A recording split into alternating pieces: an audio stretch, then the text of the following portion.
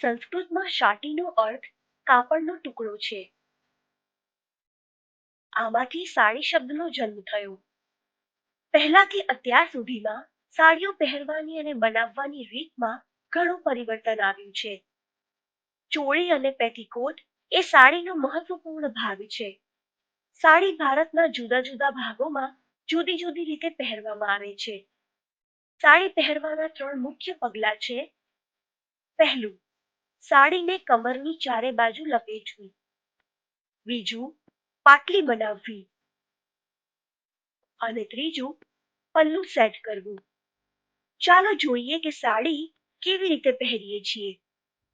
સાડીના છેલ્લા છેડાને પકડો અને આવી રીતે પેટીકોટની અંદર ફિક્સ કરીને એક ફેરો પૂરો કરો.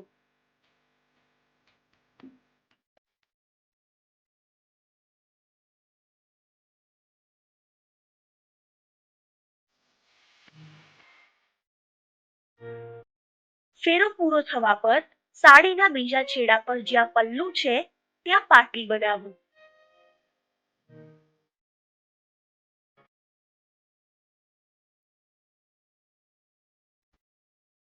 પલ્લુને આવી રીતે પાછળથી ફેરવીને આગળથી ખભા પર લગાવો.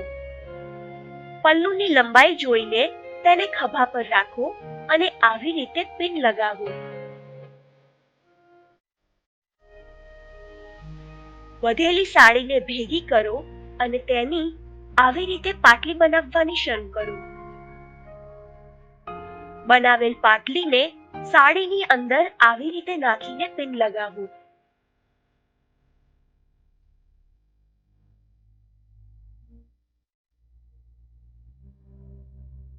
છેલ્લી પાટલીને આવી રીતે બીજી બાજુ ખેંચો અને ગાંઠ બાંધીને તેને સાડીની અંદર ફસાવો.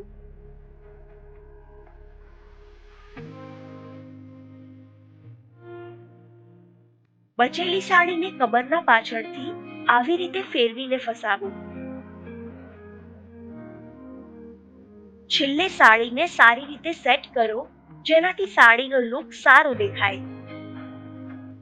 તમે પણ આવી રીતે પોતે સાડી પહેરી શકો છો અને બીજાને પણ પહેરાવી શકો છો.